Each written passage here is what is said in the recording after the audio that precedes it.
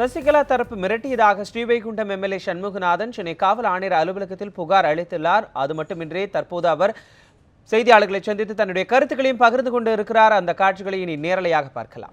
அவர்கள் யாருக்கு ஆதரவு அளிக்க வேண்டுமோ அவர்களுக்கு மனநிலை இருக்கிறது. அவர்கள் விவரமானவர்கள். அவர்களை நீங்கள் இந்த மாதிரி செய்யக்கூடாது என்று சொல்லி நான் அவர் அந்த இடத்திலிருந்து புறப்பட்டு தமிழக முதலமைச்சர் ஓ பன்னீர்செல்வம் அவர்கள் இல்லத்திற்கு நான் வந்துவிட்டேன். என்னை போல மற்ற எம்எல்ஏக்களையும் அடைத்து வைத்து இன்றைக்கு அவர்கள் எங்கு இருக்கின்றார்கள் என்று தெரியவில்லை என்ற அளவிற்கு அது எம்எல்ஏக்கள் எங்கே இருக்காங்கன்னே இன்றைக்கி தெரியாது. இன்றைக்கி ஒரு கிட்டத்தட்ட ஒரு 100-130 எம்எல்ஏக்கள்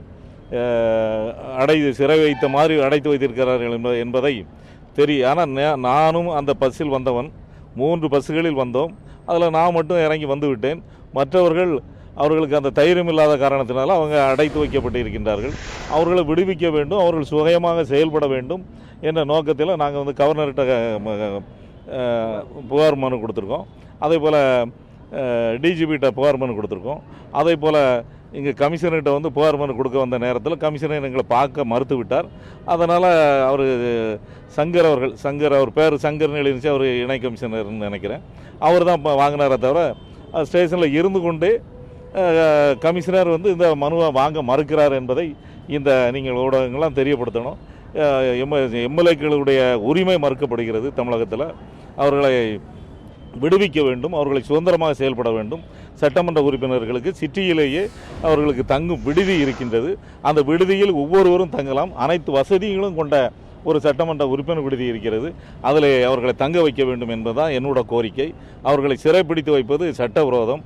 ஒரு எம்எல்ஏகளுக்கு இருக்கின்ற ஒரு அவமானத்தை, இது ஒரு பெரிய அவமானம். சட்டத்தை ஏற்றுகின்ற எம்எல்ஏக்களுக்கு ஒரு நியாயம் கிடைக்கவில்லை என்பதுதான் என்னோட கோரிக்கை.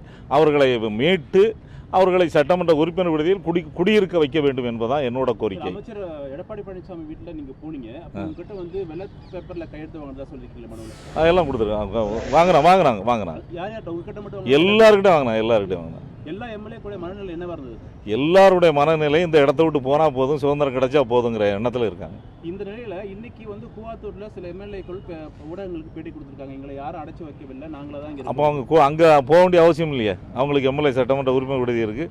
அவங்க நிர்பந்தப்படுத்துகிறாங்க, அவங்கள வந்து வலுக்கட்டாயப்படுத்துகிறாங்க அப்படி பேட்டி கொடுக்க சொல்லி. அவங்க அங்கே போகணுன்னு என்ன அவசியம் இருக்குது? சொகுசு ஹோட்டலுக்கு போகணுன்னு எங்கே இருக்குது? எத்தனை எம்எல்ஏக்கள் இது வரைக்கும் அப்படி தங்கியிருக்காங்க? சட்டமன்ற நிகழ்வு நடக்கும்போதெல்லாம் எந்த எம்எல்ஏயாவது சொகுசு ஹோட்டலில் போய் தங்கினாங்க அப்படிங்கிற ஒரு வரலாறு இருக்கா? எம்எல்ஏ ஹாஸ்டலில் இருந்தால் தங்கி வந்திருக்காங்க. எத்தனை பேர் இருக்காங்கன்னு அது சொல்ல முடியாது. இல்லை அதாவது எல்லாருக்கிட்டையும் கையெழுத்து வாங்கியிருக்காங்க, அவ்வளோதான். என்னன்னு தெரியாது. இப்போ எங்கள் பெயர்களை எழுதி அதில் அதுக்கு நேர் கையெழுத்து. ஆமாம், அதாவது அதுக்கு மேலே இப்போ